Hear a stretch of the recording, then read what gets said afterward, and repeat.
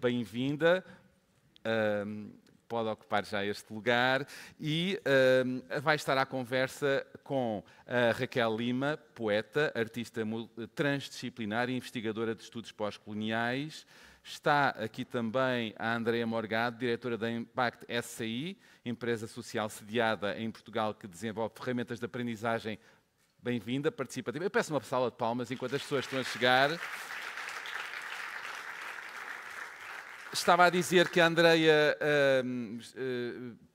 é diretora desta empresa social sediada em Portugal que desenvolve ferramentas de aprendizagem participativas e neuroinclusivas para escolas, universidades e locais de trabalho em toda a Europa. E ainda temos Luís Capucha, investigador. Não, afinal não temos, portanto temos aqui uma cadeira vaga e já podemos então avançar para esta conversa. Desejo-vos uma boa conversa. Obrigada.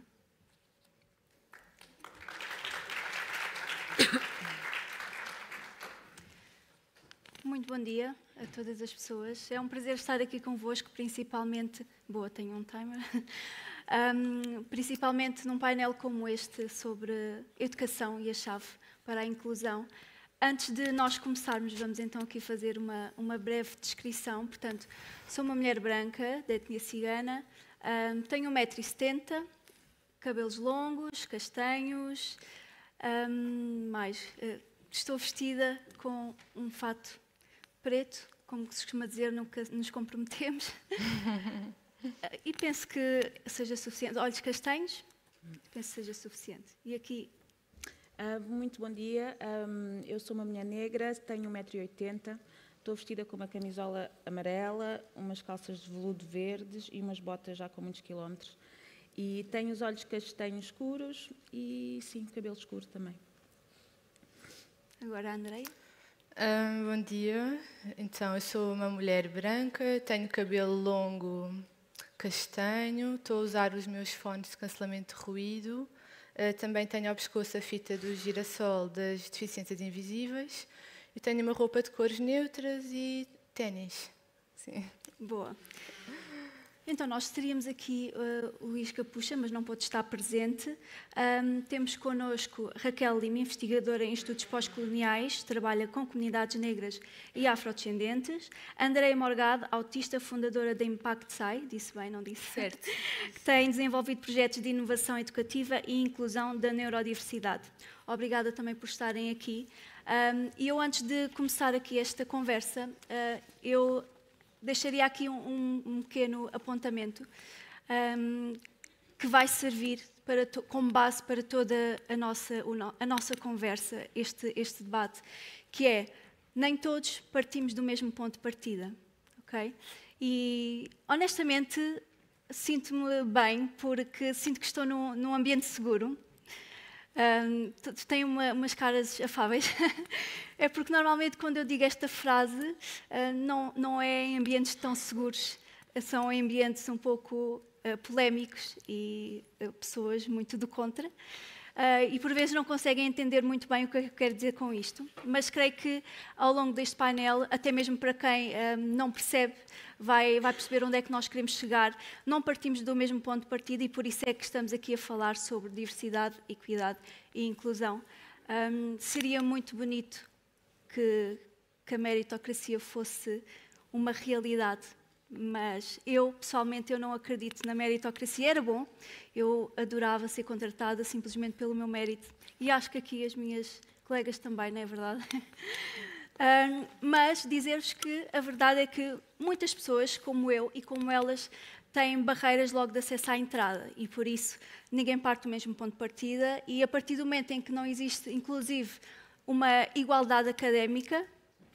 Aliás, nós só poderíamos falar de meritocracia se partíssemos todos de uma mesma base de igualdade académica e que não é o caso.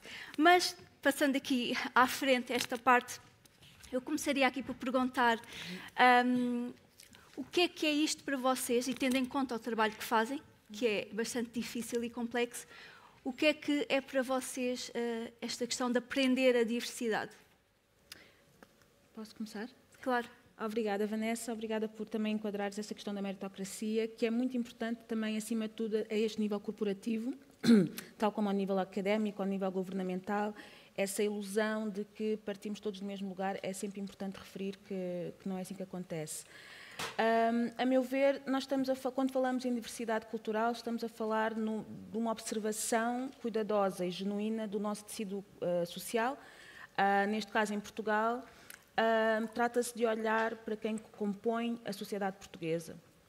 Isto significa conseguir perceber de que maneira é que estes grupos, estas pessoas que compõem, estão a representar e estão representadas nos diferentes setores da sociedade e, nomeadamente, em posições de decisão e lugares de poder. A diversidade tem a ver exatamente com perceber que há não só diferentes culturas, diferentes géneros, diferentes orientações sexuais, há diferentes religiões, diferentes papéis de género que estão todos a coexistir no mesmo território e como é que se estabelecem diferentes relações de poder que não permite que as pessoas tenham um acesso igual, não é? Que não consigamos esta equidade que estamos aqui a falar.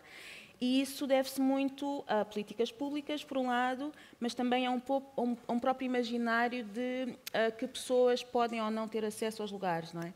Então, quando falamos em políticas públicas, estamos a falar numa articulação forte, não é? Entre família, entre escola e educação, entre imprensa, academia e os órgãos governamentais que atuam e que podem tornar leis mais simétricas, não é? Socialmente. Para já diria isso e não esquecendo o lugar da educação, não é? Que estamos aqui a falar como um dos alicerces principais. O lugar onde nós temos ferramentas, não só em casa, mas depois nas comunidades que vamos encontrando, para conseguir discutir, para conseguir validar as nossas experiências, não é? Muitas vezes de discriminação, e que também nos permitem construir ferramentas em conjunto. Eu acho que falar em diversidade é falar também em diferentes formas de sobrevivência numa sociedade e na construção de ferramentas para essa sobrevivência. E acho que isso é a riqueza que faz com que um país possa ser mais bem-sucedido, inclusive. E onde é que acham que isso começa? Esse processo? Na escola, na comunidade, em casa? André, onde é que achas que isso começa? Acho que tem que ser um processo transversal, tem que ir acontecendo ao mesmo tempo, em todos os sítios, mas lá está, eu acho que, mais uma vez, como a Raquel disse, não é tanto onde é que ele acontece, é com quem ele acontece, porque ainda hoje o que nós vemos mais são projetos de inclusão e diversidade sobre vários diferentes públicos, mas depois não incluem as pessoas desses próprios públicos, e isso é que não faz sentido nenhum. Então eu acho que tem que acontecer transversalmente em vários setores e sempre de uma forma participativa, porque devem ser os grupos que são afetados por determinadas decisões. Por exemplo, se for na escola, são os alunos, são os professores, são os pais dos alunos e também representantes de grupos historicamente excluídos dessa comunidade que têm lugar de fala e que têm que estar lá para todos juntos construírem as soluções. Porque o que eu vejo, o que nós temos visto neste momento, muitas vezes é passar essa, por exemplo, aqui no contexto da escola, apesar de acontecerem vários, passar essa responsabilidade para o estudante. O estudante é que tem que reivindicar os seus direitos, e quer dizer, quando estamos a falar de pessoas, por exemplo, como eu, neurodivergentes ou com deficiência, se nós já temos essa dificuldade às vezes para comunicar as coisas, então não pode todo recair sobre nós a única responsabilidade e deixar que as instituições, por exemplo, possam implementar programas ou projetos e que não tenham em conta as vozes das pessoas que estão a ser afetadas. Há uma frase muito famosa, né, que todos aqui se calhar devem conhecer, que diversidade é ser convidado para a festa, inclusão é ser convidado para dançar. E acho que retrata muito bem isto que vocês disseram, porque muita gente diz, mas a escola está lá para todos, não é? Mas a universidade está lá para todos. Os supermercados também estão lá para todos, qualquer pessoa pode entrar, mas será que eu tenho dinheiro para entrar e comprar alguma coisa? E isto é em vários processos, não é? Depois também o ambiente, não é, em que a escola tem, os professores também que existem.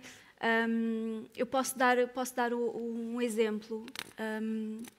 Quando eu entrei na faculdade, por exemplo, eu só entrei na faculdade aos 23 anos. Okay? Entrei na faculdade aos 23 anos, por vários motivos que não dava para este painel, mas seria uma longa palestra. Mas entrei aos 23 anos, tive que trabalhar muito antes para conseguir entrar na faculdade, porque era impossível, não tinha condições económicas, portanto, financeiras para entrar na faculdade. E depois vocês dizem, mas existem bolsas. Ok, existem bolsas. Primeiro, nem toda a gente consegue ter acesso a essas bolsas. É um número limitado, não é? E depois, essas bolsas são atribuídas quando? Quando é que essas bolsas são atribuídas? São atribuídas quando a pessoa já tem uma inscrição feita e um pagamento feito antecipado. Recentemente, a minha irmã também entrou na faculdade, os meus pais não têm qualquer capacidade financeira e também, honestamente, não tinham muito interesse em financiar isso. Não tinham qualquer capacidade financeira.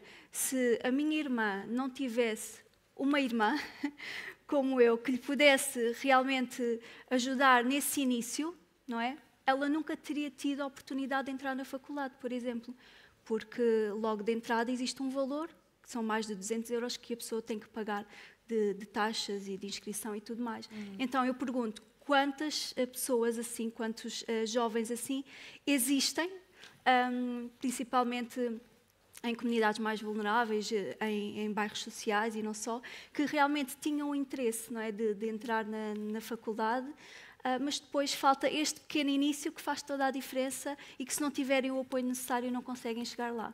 Pronto, e depois disso, né, aos 23 anos, imaginem uma pessoa, e a comunicação social é muito feita de aparências e não só, isso também daria outra longa palestra, mas imaginem uma pessoa aos 23 anos a competir com miúdos acabados de sair da faculdade com 21 ou menos, não é? Eu acabei aos 23, não, aos 26, porque eu entrei aos 23, acabei aos 26. Portanto, aos 26 anos a concorrer com miúdos de 21 anos para conseguir começar uma carreira. Portanto, são estas pequenas coisas que muita gente não vê, e não tem atenção, mas que existem e que cria efetivamente uma desigualdade entre pares, não é? Sim, ia dizer alguma coisa? Posso acrescentar só um ponto. Eu ontem falava com uma amiga minha, que é a Karina Calisto, da Impacto Educa, e estávamos a falar precisamente disso, que não basta a igualdade de oportunidades, ou seja, o entrar na universidade, é preciso também garantir uma igualdade de resultados. Dar apoio a essas crianças, jovens e adultos de realmente terem as condições para terminarem os seus cursos, porque o que muitas vezes acontece, bem, nós estamos pessimamente representados no ensino superior porque somos poucos. Força. Luís Capucha, investigador e professor catedrático do ISPE, faça favor e continuemos a conversa. Obrigada. Obrigada. Mas era isso que eu estava a dizer, é preciso garantir que as pessoas depois de entrarem têm condições não só para permanecer, mas para permanecer em segurança e terem os resultados de aprendizagem que lhes vão permitir depois ter uma vida adulta independente. É isso. E eu estava aqui a pensar também, quando tu fazes a pergunta, onde é que se resolve isto? É em casa, na comunidade ou na educação? Esse olhar para qual é que é a casa, não é? Qual é que é a educação? Há pouco falávamos sobre as mulheres no emprego, também já falámos sobre saúde mental. Se pensarmos na mulher negra, estamos a falar de uma população que só não está subrepresentada no trabalho doméstico e no trabalho da limpeza. São mulheres que têm muitas questões de saúde mental, muitas vezes estão subdiagnosticadas e, portanto, são estas também as mulheres que estão a educar crianças para o futuro. E depois isto transversalmente com uma série de questões físicas também, de diabetes, tensão alta.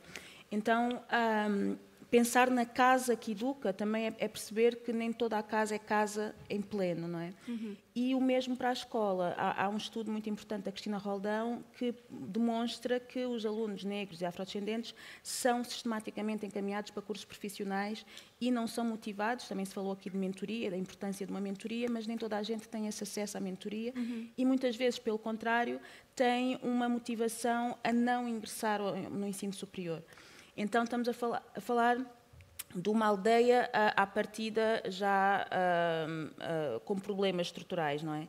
E depois, até chegarmos à comunidade, já estamos com uma série de lapsos, não é, pelo caminho. Sim, isso da motivação também tem a ver com... já ouvi muita coisa ao longo do meu percurso, mas tendem muito a culpar, não é? Não, mas ele não foi porque não quis, não lhe apeteceu. Mas a verdade é que, a partir do momento em que uma pessoa passa uma vida inteira, ok? Isto é uma vida inteira, e eu falo por experiência própria, uma vida inteira a ouvir de que certos lugares não são para nós, de que a universidade não é para nós, nem ir à escola sequer fazer o secundário, não é? Portanto, a escola não é para nós, certos lugares não são para nós, de que tu não és capaz, não é? Não vale a pena porque ninguém te vai aceitar ou ninguém te vai dar um emprego. A verdade é que estas pessoas que fazem parte destes grupos marginalizados e subrepresentados vão efetivamente acreditar nisso.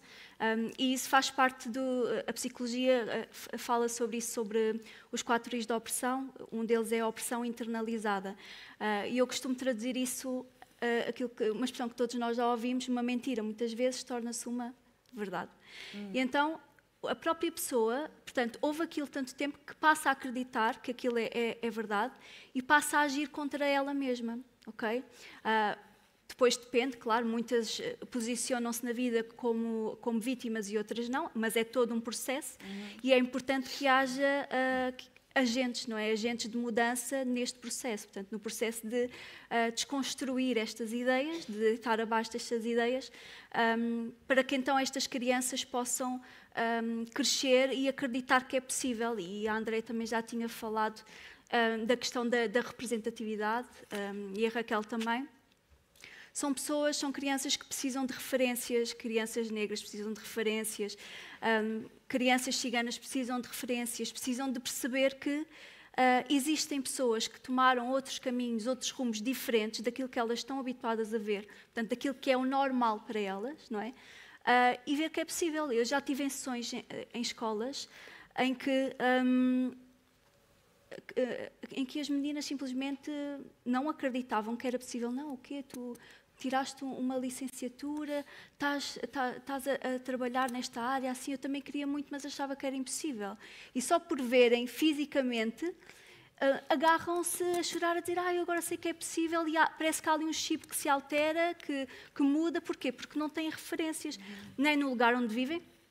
Infelizmente, a maioria da comunidade cigana vive em condições precárias, vivem também em bairros sociais, o que também gera ali uma segregação espacial e não só, e nós somos muito influenciados pelo ambiente onde nós nos encontramos, ou se tem muita força de vontade e faz-se alguma coisa para a mudança, ou então é muito difícil devido ao ambiente em que nos encontramos.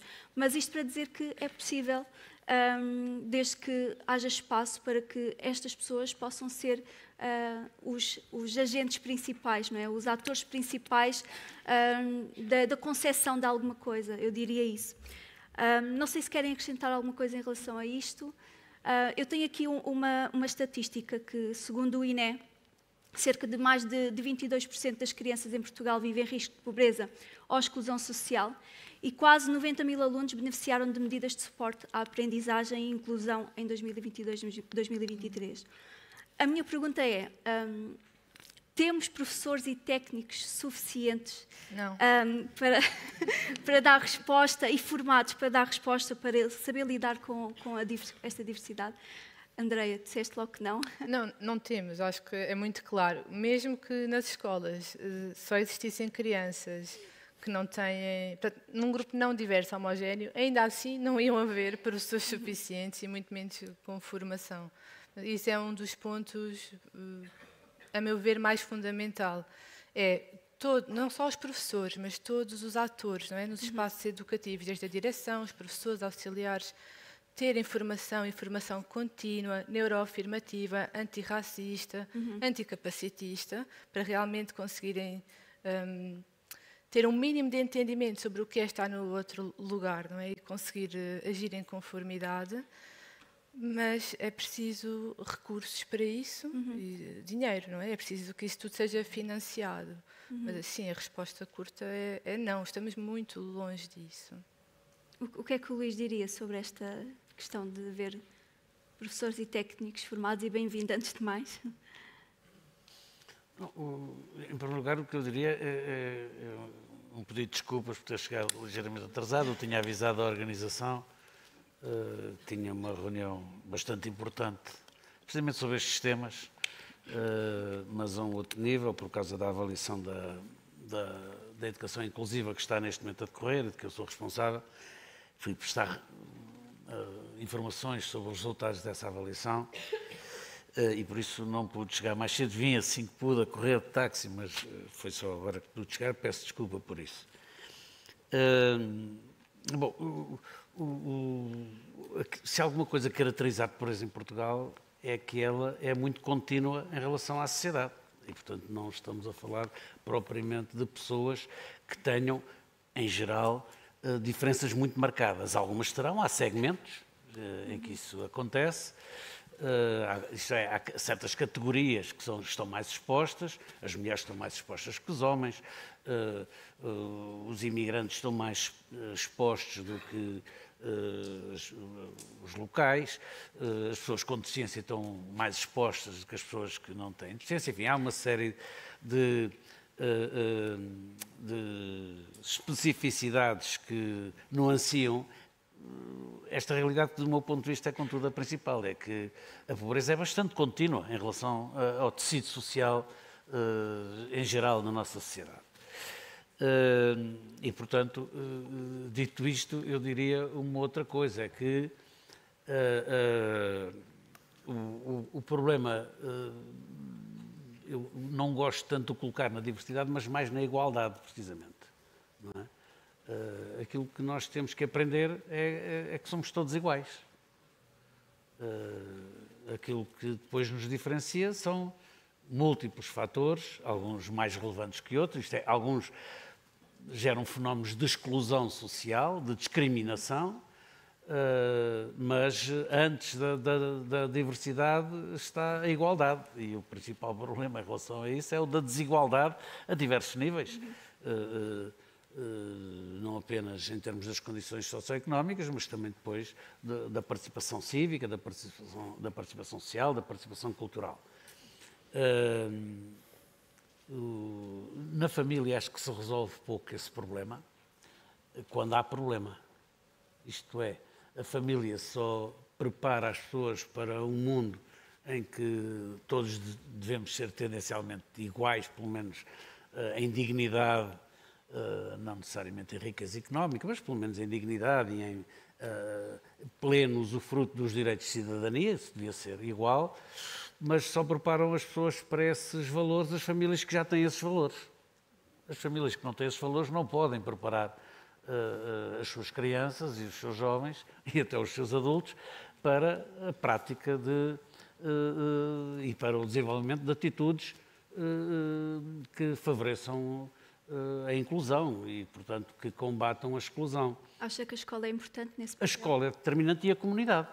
A escola e a comunidade. A escola é determinante porque a escola tem a obrigação de dar a todas as crianças coisas que as famílias não lhes podem dar. As famílias a herança não é só dinheiro, não é? Há muitas outras coisas que se herdam na família. E as famílias só dão aos seus herdeiros aquilo que têm.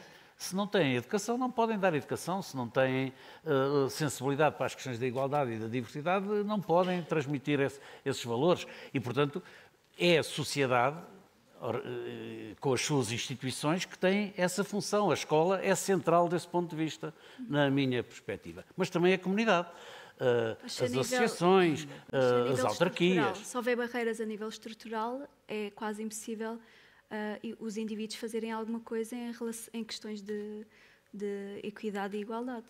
Se houver barreiras estruturais, sistémicas, como é que a comunidade resolve isso? Há barreiras culturais sistémicas, mas exatamente, vamos lá ver, a cultura não é um muro.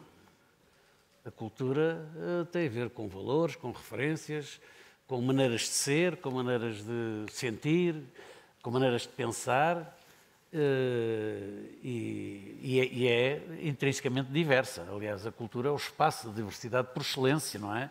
E da tolerância e da solidariedade.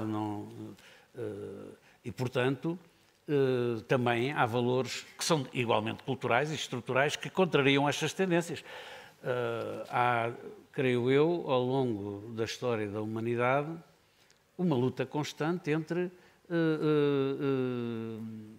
interesses e ideologias que se posicionam do lado da justiça social, e há outros interesses que, pelo contrário, promovem a desigualdade, a concentração de riqueza, de poder, a discriminação, o aviltamento da vida dos outros. É uma luta que também é cultural, mas não é só cultural. Não é suposto. Tem muitas dimensões, desde logo a dimensão política, mas também a dimensão económica e a dimensão cultural. Obviamente, a cultura não é monolítica, não é uma coisa que está contra ou está a favor, é muito diferente, até mesmo na cabeça de cada um de nós, não é? Nós frequentemente confrontamos com as nossas próprias contradições, com as nossas próprias hesitações, com as nossas próprias dúvidas, e depois evoluímos num determinado sentido. E eu acho que aqui assim a responsabilidade individual também não pode ser alijada, quer dizer, cada qual tem que fazer escolhas, não é? E essas escolhas marcam uma atitude em relação ao respeito pelos outros, em relação à dignidade dos outros, que é, para alguns, condição da sua própria dignidade. Outros acham que o seu estatuto, a sua posição, o seu interesse implica dominar e discriminar outros. É uma luta constante. Eu diria que não é suposto sermos todos iguais, a não ser na questão de iguais nos direitos e nas oportunidades, eu diria isso. Sim, nós somos, nos direitos somos todos iguais. Agora, na concretização dos direitos é que não somos, exatamente. Não somos todos iguais. Somos iguais, talvez, no papel, ainda assim, no papel muita coisa não existe. Mas não somos todos. Se fôssemos todos iguais, não estaríamos a ter agora uma conferência sobre diversidade e igualdade. Eu, por mim, acho que nós somos todos iguais. Depois, existem múltiplos fatores que nos tornam diferentes, não é? De igual forma? Acha que somos tratados todos de igual forma? Não, isso não, exatamente é isso que eu estou a dizer. Não, mas nós somos... O problema, repara, o problema do tratamento discriminatório é precisamente o facto de nós sermos todos iguais. Quando as pessoas acreditavam, em sociedades em que já se acreditou mais do que se acredita hoje, que havia diferenças naturais entre as pessoas, como ainda hoje se pensa, os pobres são pobres porque são naturalmente preguiçosos, não querem trabalhar. Esse racismo anti-pobres. Ou as pessoas que vêm de determinados continentes são naturalmente menos inteligentes. Ou as mulheres têm menos capacidades que os homens. Bom, todos estes fundamentos de atitudes discriminatórias e altamente condenáveis já foram aceitos no passado e, precisamente, se hoje não são contestados é porque a sociedade entendeu e estabeleceu, inclusivamente, códigos normativos que estabelecem que nós somos todos iguais em direitos e em deveres, todos. E, portanto, a sociedade tem a obrigação de incluir todos. E esses comportamentos discriminatórios são comportamentos que existem, quer dizer, são comportamentos extremamente graves, não é? Mas que atentam contra este princípio fundamental, que é o de que todos somos iguais em direitos, deveres, em dignidade. Luís, peço desculpa, podemos também participar. Queria só dizer que, se calhar, retirar um bocadinho a conversa do lugar interpessoal ou do lugar dos valores é interessante, porque nós estamos num colóquio sobre diversidade e a premissa é de que realmente não somos todos iguais. Há pessoas neurodivergentes, há pessoas que são negras, há pessoas que são ciganas e que têm as suas culturas e que, por mais que a família tenha os valores de inclusão, elas depois não vão ter a cidadania plena. Isso é o meu caso, que nasci em Lisboa, em São Sebastião da Pedreira, cresci na margem sul do Tejo, na tentativa de me sentir igual aos meus colegas, mas não tinha a cidadania porque não tinham um BI português.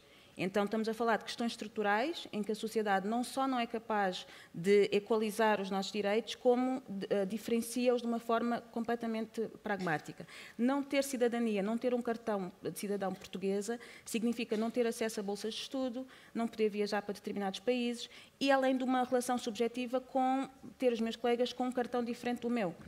Então, nós estamos a falar de uma responsabilidade que sim é institucional e estrutural, e que não depende dos valores de uma família somente e não depende de uma relação interpessoal que entenda a diferença como um conflito, não é? E eu acho que isso é o principal problema para estas discussões não conseguirem avançar para políticas públicas, políticas de reparação, que implicam uma responsabilidade das estruturas, não é?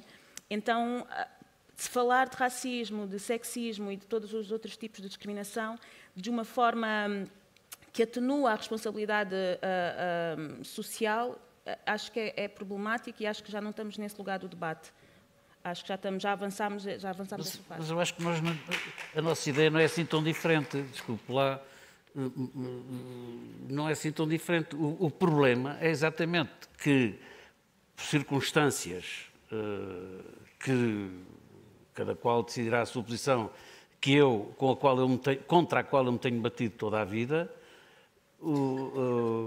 não viu concretizados direitos que são iguaizinhos aos dos outros cidadãos. E, portanto, o problema não está em sermos diferentes, o problema está em que há discriminação em função de um conjunto de critérios que são, de facto, barreiras à participação. É isso que se chama exclusão social. Eu passei a vida toda a trabalhar sobre isso e a escrever sobre isso. Exclusão é precisamente o esquecimento de que somos todos iguais, como homens, como pessoas, homens e mulheres, claro, como pessoas, como cidadãos, aos quais não são dadas depois as condições e as oportunidades para, efetivamente, acederem de forma equitativa aos direitos. É exatamente a mesma coisa, não vejo nenhuma diferença, não. Não, há um medo da diferença. Há muito a ganhar com a diferença. Acha-se muito diferente de mim, é? Não, acho que em termos de culturais, em termos linguísticos, nós temos muito a ganhar com a diferença. Eu acho muito parecido consigo. Eu acho que, acho que temos que normalizar que há diferença entre as pessoas. Isto é como olhar para as plantas e perceber que há plantas diferentes, ou seja, nós somos diversos. Claro. E é essa a riqueza. E dizer que somos todos iguais também é castrar a singularidade não só dos grupos sociais, como das pessoas individualmente. Claro. A minha diferença em ser negra e ter crescido num ambiente culturalmente próximo a Angola e Santo Tomé e Príncipe traz-me uma bagagem psicossocial que é muito diferente de outra pessoa nesta sala. E isso é interessante, isso não é um problema. O problema é quando essas diferenças são colocadas como estereótipos e são banidas à partida de... O problema está no estereótipo, não está na sua essência nem na minha. Pronto, tudo bem. Mas acho que vamos discordar, mas não há problema. Aliás, a diversidade, a beleza, não é? Existe muita beleza na diversidade e está provado que empresas que apostam na diversidade são muito mais produtivas e têm muito melhores resultados. Está provado, desculpe? Sim, que a diversidade, ter uma equipa diversa, não sei dizer o estudo agora de cor, mas pode ver que empresas que têm uma equipa diversa têm muitos melhores resultados e são mais produtivas. As sociedades que são mais igualitárias são, em geral, sociedades bastante melhores de todos os pontos de vista, quer do ponto de vista da performance económica, quer do ponto de vista do bem-estar das pessoas, quer do ponto de vista da qualidade da democracia, são bem melhores do que as sociedades em que as desigualdades são muito profundas e em que as desigualdades se transformam, em que as diferenças se transformam em desigualdades, que é o problema que estamos a colocar aqui. Obviamente, o combate às desigualdades é um combate que tem impactos a todos os níveis da sociedade. Não é? E isso está mais que estudado, de facto. Não é? As sociedades em que as pessoas são mais felizes são sociedades em que há menos desigualdade social, menos discriminação, menos exclusão social. Embora nessas sociedades continuem a existir problemas diversos. E normalmente essas sociedades conseguiram perceber que a partir da diferença é possível perceber de que lugar é que as pessoas partem. E nós, no início, o Luís não estava aqui, falámos sobre meritocracia. Perceber que nós vimos de lugares diferentes passa por entender que nós somos diferentes. E perceber esta pessoa precisa de um tratamento e de um cuidado e eventualmente de uma política pública específica exatamente por ser diferente, ou por estar segregada espacialmente, ou porque não tem acesso à educação e à cultura. E é a trabalhar nas diferenças que se consegue a igualdade. Agora, se vem primeiro o ovo ou a galinha, claro que nós gostaríamos todos de nos sentir com direitos plenos, não é? Ao mesmo tempo, acho que é muito preocupante quando a norma se impõe como regra, não é? É sobre isso que estamos a falar, não queremos uma sociedade normativa. Então, haver essa fluidez, essa flexibilidade no olhar e nas políticas, acho que é fundamental. Andreia, incluir-te aqui também um bocadinho.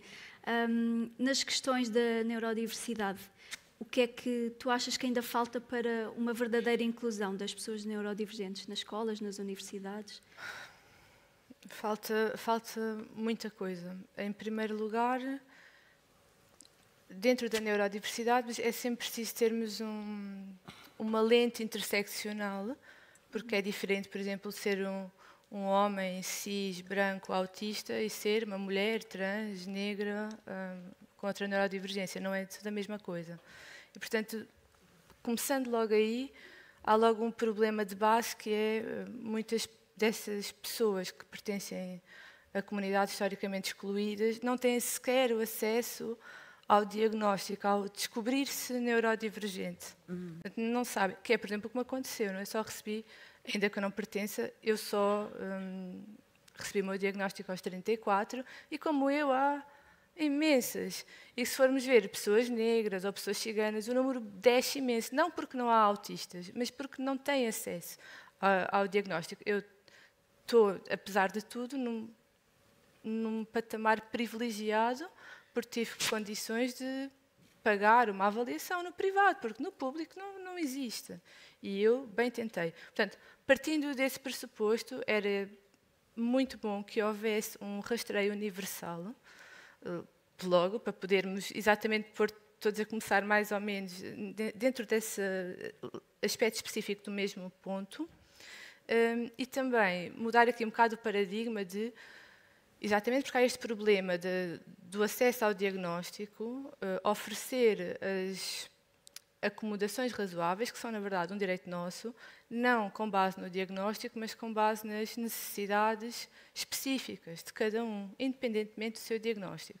E aqui são necessidades, não são preferências, são necessidades. Como, por exemplo, uma pessoa que usa óculos, entra numa sala de aula, mantém os seus óculos, ou uma pessoa que se desloca em cadeira de rodas, entra numa sala de aulas na sua cadeira. Uma pessoa autista, se calhar, precisa de uns fones de cancelamento de ruído, como eu, mas hoje em dia isso não é uma grande luta para poder sequer usar uns fones dentro de uma sala. Então isso vai ser um estudante que não vai conseguir, se calhar, prestar atenção, vai estar constantemente sobrecarregado com os barulhinhos todos que consegue ouvir e não vai nunca ter condições de realmente aprender, que era supostamente o que ele estava ali a fazer. Portanto, isso é a primeira coisa. A segunda coisa é a formação, nós já falámos disso, não vou alongar essa, mas a formação é essencial porque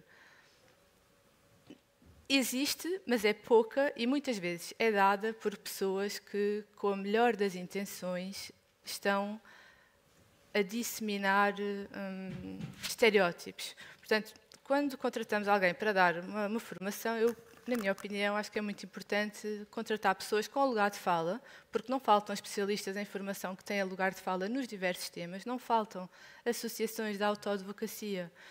Por exemplo, aqui na área do autismo, em Portugal, até onde eu sei, existe a Associação Portuguesa Voz do Autista, ou seja, é uma associação que é fundada e gerida por pessoas autistas, especializadíssimas nas suas áreas, porque muitas vezes há esta ideia que nós somos uns coitadinhos, não sabemos do que estamos a falar, e não é o caso. Isso, e depois, claro, era preciso haver aqui uma alteração brutal, sistémica das culturas, de haver programas anti-bullying, do financiamento, porque sem financiamento é impossível ter mais professores, é impossível uma data de coisas. Portanto, aqui na neurodiversidade já há algum trabalho feito, sobretudo ligado às pessoas neurodivergentes com níveis de suporte mais altos, por exemplo, autistas no nível 3 de suporte ou não oralizados, que no caso deles não ser uma questão invisível, as escolas são obrigadas a lidar, porque não têm hipótese, mas no caso de estudantes com deficiências invisíveis, são completamente postos de lado e desacreditados e obrigados a frequentar a sala sem qualquer tipo de acomodação. E depois, claro, vai resultar em abandono escolar, não vão nunca ter, mais uma vez, uma vida independente, autorrealizada, como têm direito. A tocar basicamente as ferramentas necessárias às necessidades de cada pessoa, até porque nem todos utilizamos a mesma graduação, não é? E estar aberto ao facto, porque muitas vezes há esta ideia errada, que as pessoas autistas não têm empatia. Entretanto, eu não vou alongar muito sobre isso, ficámos aqui a falar meia hora, mas há vários tipos de empatia e realmente temos dificuldade num deles, mas existe aqui uma questão que é da dupla empatia. As pessoas neurotípicas não fazem um esforço, ou se fazem, não conseguem chegar lá, sobre o que é estar no outro lugar. E nós, neurodivergentes, estamos constantemente a ter que estar desconfortáveis para vos deixar a vocês confortáveis, porque ficam desconfortáveis com as nossas estereotipias, etc. E depois, quando finalmente não aguentamos mais e temos, por exemplo, um meltdown, somos horríveis, estamos ali a disrupcionar, etc. E, portanto, era preciso essa formação, e dentro dessa formação há essa questão de ensinar para... Eu até posso não entender a tua experiência, mas se tu me estás a dizer que o barulho está-te a fazer doer o cérebro, eu vou acreditar. Não interessa aqui a minha opinião, interessa o que a outra pessoa me está a dizer. E aceitar que eu não sei o suficiente. Eu tenho que acreditar e aceitar. E que mal faria eu permitir que essa pessoa use uns fones, que use uma fita elástica na cadeira, que use um fidget na mão, não é? Não faz mal nenhum, é só, não faz sentido. Não tem a ver se temos boas intenções ou não, tem a ver com o impacto que isso causa no outro, não é? As nossas escolhas, as nossas decisões. Raquel, no caso das pessoas negras na comunidade com quem tu trabalhas, consegues dar assim um exemplo real que reflita aqui esta conversa que nós estamos a ter, assim mais focado na educação, no combate à exclusão social e não só? Sim, eu acho que há aqui uma questão que se calhar ajuda-nos a pensar sobre não virmos todos numa tábula rasa, que é a questão do colonialismo. E na educação ainda há um déficit sobre a narrativa que é ensinada nos manuais escolares de história, sobre os descobrimentos, e ainda há um elogio muito grande a esse período histórico e muitas vezes uma banalização de um período escravocrata que foi extremamente doloroso e que ainda tem consequências e continuidades históricas. E a falta de um enquadramento sobre colonialismo, construção de raça, racismo contemporâneo, é um bocadinho o que não nos permitiria cair neste lugar de que somos todos iguais, porque realmente houve uma construção, uma ferida que foi criada e que definiu quem é que era humano, quem é que não era humano, quem é que tinha acesso, quem é que não tinha acesso, quem é que podia ser considerado uma matéria-prima, quem é que podia ser traficado. Hoje em dia, nós temos consequências disso a nível da construção urbana, por onde é que as pessoas negras normalmente são direcionadas, a construção de bairros degradados, feitos sem condições, o acesso que já falámos da saúde e da cultura e da educação.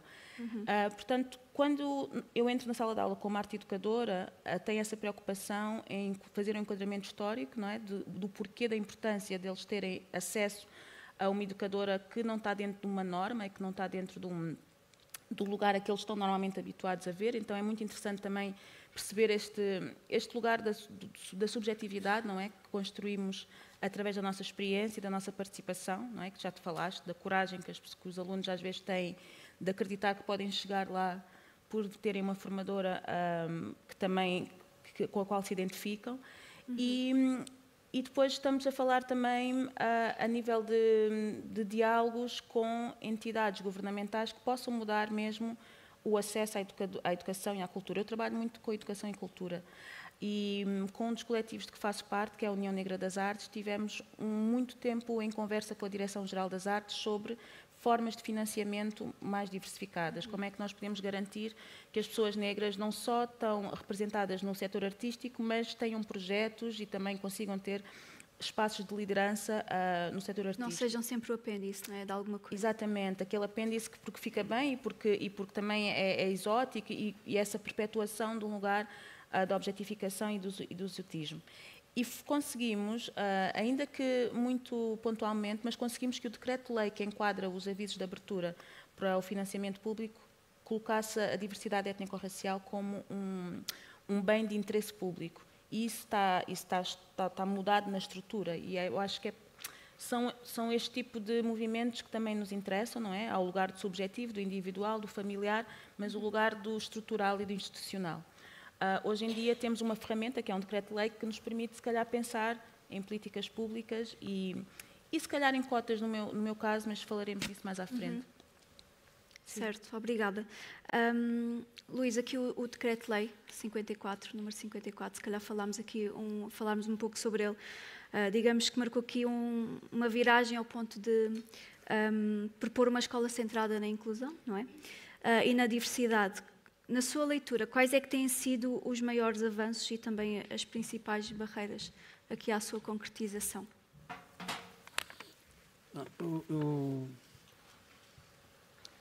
Eu não gosto de ver o 54 como... E se calhar foi uma das coisas que lhe fez mal, foi ter sido demasiadamente visto como uma ruptura de paradigma, uma grande mudança, vamos começar tudo de novo, o que estava para trás é tudo mau, eram as escolas segregadas, era isso tudo. Não vejo as coisas dessa maneira. A luta pela inclusão em educação já tem bastantes anos. Nós, antes de 25 de Abril, tínhamos... seguramente a maior parte das pessoas com neurodivergência ou protegidas pela família, se a família pudesse, ou então colocadas em hospícios, ou hospitais psiquiátricos, ou nas capoeiras na rua. As pessoas estavam verdadeiramente fora da escola completamente. Aliás, não eram só as pessoas com problemas desse tipo. Grande parte da população estava fora da escola, mas algumas estavam mesmo completamente arredadas de todo o mínimo de condições de dignidade. Eu estava no Liceu Passos Manuel, quando era liceu na altura, ainda não era escola secundária, quando se fez uma experiência de integração de alunos cegos nas turmas regulares. Eu tive, portanto, na minha turma, alunos cegos, o que me permitiu fazer uma enorme aprendizagem quando eu era miúdo. Aquilo impressionou-me muito, não é? E ver os meus colegas cegos a dizer que estás a ver isto e aquilo, o outro, ele não vê como é que ele está a ver, e depois andar a correr nos corredores assim com o livro à frente, e nós criávamos uma espécie de camaradagem com eles e eles connosco, isso foi muito bom. Mas era uma pequena minoria, era uma gota d'água pequeníssima, mas foi um passo importante, que eu não desprezaria. Depois, o nosso país teve um grande avanço, acho eu, com o movimento das CERCES e das APPA-CDMs, com o verdadeiro movimento civil a favor da educação das crianças, em particular daquelas que tinham problemas ao nível cognitivo, não é? E essas pessoas deram um passo enorme. A solução que encontraram foi criar escolas só para essas crianças, que é uma coisa que nós hoje não queremos. Sim. Nós hoje queremos escolas para todos, mas naquela altura aquilo foi um enorme avanço, porque aquilo representou tirar as crianças da capoeira, literalmente, para pô-las em sítios onde podiam progredir alguma coisa, e em que tinham alguma dignidade, e em que se fez um enorme trabalho.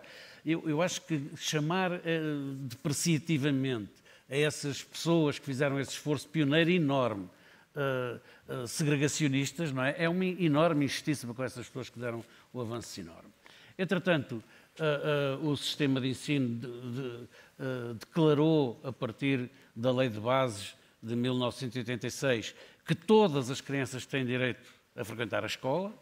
O 319, o célebre 319 de 89, não é? Estabeleceu esse princípio, não extensível, nomeadamente ao pré-escolar e às escolas privadas. O 3 de 2008, o decreto-lei que até 2018 regulou a chamada educação especial, deu um novo passo nesse sentido, nomeadamente é o primeiro instrumento legal em Portugal em que o conceito de educação inclusiva aparece. O conceito de educação inclusiva não aparece primeiro no 54 de 2018, já existia, já se trabalhava nesse sentido, e fez-se um enorme esforço que teve o mérito de trazer as crianças, quase todas, que tinham deficiência, de fora da escola para dentro da escola.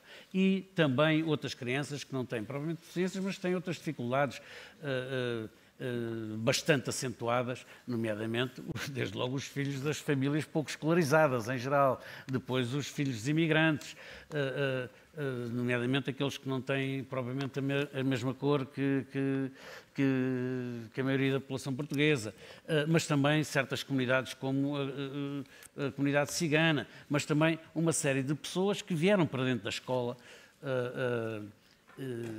o que foi um enorme avanço, não é? Com o 3 de 2018. E o grande objetivo do 54, o 3 de 2008, desculpa, o grande objetivo do 54 de 2018 devia ser agora pôr essas crianças nas salas de aulas a aprender com as outras. Isso é o passo que faz falta, não é? É o passo a dar a seguir. Isso é preciso ter pessoas formadas e que saibam lidar com... Sim, é preciso muitas coisas, mas desde logo é preciso haver clareza no pensamento, porque eu creio que o 54 2008, ao transformar-se, transformou a ideia de inclusão quase num dogma, e as coisas não podem ser vistas assim. Há bocadinho eu ouvi a expressão a verdadeira inclusão. Desculpem lá, mas eu que trabalho nestas coisas há muitos anos, muitos, tenho sempre dúvidas quando me falam da verdadeira essência destas coisas, porque elas são relacionais, não é? Aquilo que nós consideramos como justo hoje em dia, oxalá que daqui a 10 anos esteja completamente ultrapassado. O que não quer dizer que, portanto, o que é que será a verdadeira inclusão daqui a 10 anos? Se calhar estaremos num outro patamar. Se calhar daqui a 10 anos nós queremos taxas de sucesso escolar e de abandono escolar precoce muito mais equilibradas, nós vamos querer muito maior justiça no acesso ao ensino superior, muito maior justiça no acesso a empregos qualificados. Mas temos que pensar que aquilo que isto é um processo, não é? E não um estado de verdade ou mentira. É um processo em que há coisas que avançam mais, há coisas que avançam menos. Eu creio que o 54 gerou alguma confusão nas escolas ao dizer agora acabou-se a diferenciação, a categorização, etc. Agora é tudo igual, são todos os meninos da inclusão. De tal maneira que em muitas escolas que eu visitei, as pessoas estavam quase proibidas de falar da educação especial e então falavam os meninos da educação inclusiva. Que é uma contradição nos termos. Os meninos não são da educação inclusiva, são meninos e meninas, todos. Não é? E depois alguns precisam de medidas especializadas. Isto também é bom, este exemplo, para falar daquilo que estávamos ainda há bocadinho a referir a propósito da igualdade e da diversidade. A escola discrimina quando trata todos da mesma maneira. Durante muitos anos acreditava-se que os alunos que tinham melhores resultados escolares é porque eram mais inteligentes e mais aplicados. E os outros que tinham maus resultados escolares é porque não eram aplicados ou porque não eram inteligentes.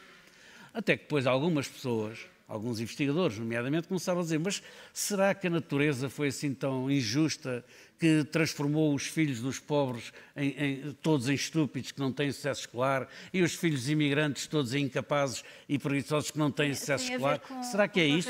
Tem a ver com barreiras estruturais. E então, daí houve uma consequência que foi dizer-se a escola discrimina quando trata todos da mesma maneira.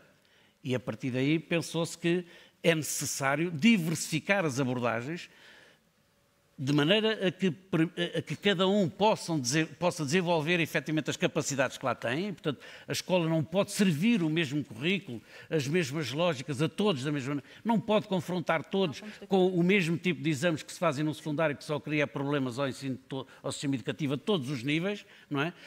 Porque isso discrimina. É isso que discrimina.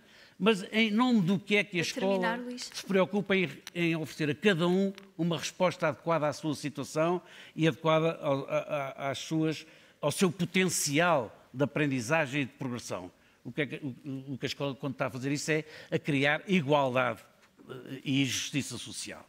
E, portanto, é em nome do princípio da igualdade, não apenas de oportunidades, mas também de condições e da justiça social, que é necessário reivindicar esta ideia de que, sendo os alunos tão diversificados do ponto de vista das suas capacidades e das suas características, não os podemos tratar todos da mesma maneira e temos que os tratar de uma forma diferenciada para poder que todos eles progridam. E isso tem que se fazer. Eu acho que é o passo que falta dar e isso implica mudar a própria lógica de funcionamento da escola, mas uma mudança que tem que ser gradual e negociada, e muito negociada, no sentido de que, efetivamente, todos os estudantes participem, que aqui, na minha opinião, é a palavra-chave, participem de igual modo na definição dos seus destinos dentro da escola e depois dos benefícios que a escola tem. Obrigada, nós temos mesmo que terminar. Eu vou só deixar aqui uma estatística para complementar aquilo que tinha dito.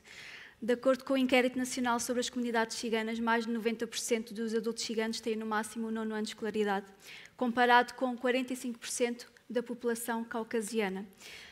Isto para dizer que, mais uma vez, estamos a falar de barreiras estruturais.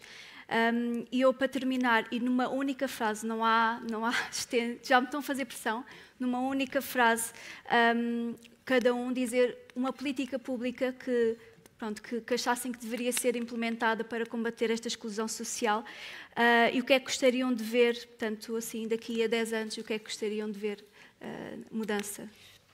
No meu caso é muito simples, que é uma luta muito antiga, que é o acesso a dados étnico-raciais em Portugal, que é um debate que aconteceu durante muito tempo e o Instituto Nacional de Estatística teve ali uma série de constrangimentos, mas que nos permitiria entender qual é que é a diversidade efetiva do tecido social em termos de étnicos, para conseguirmos fazer políticas públicas fundamentadas e com base realmente em números e ter esse acesso, não é? E só mais uma coisa, dizer que a União Negra das Artes está a preparar um manual antirracista para as artes e educação, que vamos lançar no próximo ano, e que podem ver no nosso site como é que ele acontece, e pode ser uma ferramenta interessante a usarem também nas vossas estruturas. E obrigada. Obrigada, Raquel. Andreia, muito rapidamente. Eu diria que era preciso que houvesse fiscalização e consequências para o não cumprimento do decreto 54/2018, e o que eu gostava de ver daqui a 10 anos era, ou se calhar a mais, parece-me pouco tempo para conseguirem, mas era haver nos contextos escolares conselhos de governança participativos com os alunos, com os pais dos alunos, com representantes das comunidades à volta da escola, e que a tomada de decisão fosse partilhada. Obrigada, André e Luís. Muito rapidamente. Uma frase. Pronto, não preciso dizer muita coisa, eu gostava de ver muita coisa. Eu acho que isto tem que se traduzir em resultados, e os resultados são resultados escolares ao nível do secundário e entrada em pé de igualdade no ensino superior. Mas acho também, como disse a Raquel, que é necessário que o nosso sistema de conhecimento melhore muito, e o aspecto que ela referiu relativamente à possibilidade de identificar certos traços pessoais nas estatísticas seria muito importante. Infelizmente essa posição perdeu, como sabe, no INE. Houve uma grande discussão aqui há tempo. Sim. Eu era dos que lá achava que devia haver, não perdemos, olha. Temos que continuar a lutar. Tá? Eu espero que daqui a 10 anos não precisamos estar a falar sobre isto, porque já não vai ser uma questão. E a diversidade passou a ser normalizada e respeitada. É isso que eu espero. Obrigada a todos. Daqui a nada vai haver o Círculo de Falas e nós vamos estar disponíveis para responder às vossas perguntas depois lá fora, mais pessoalmente e com mais tempo. Obrigada. Obrigada, Vanessa. Obrigado. Obrigado. Obrigado por esta troca. Sim, podem ser por aqui. Quero deixar aqui uma ideia. Celebremos sim a diversidade. Todas as pessoas da sociedade, todos nós temos o direito. Podem,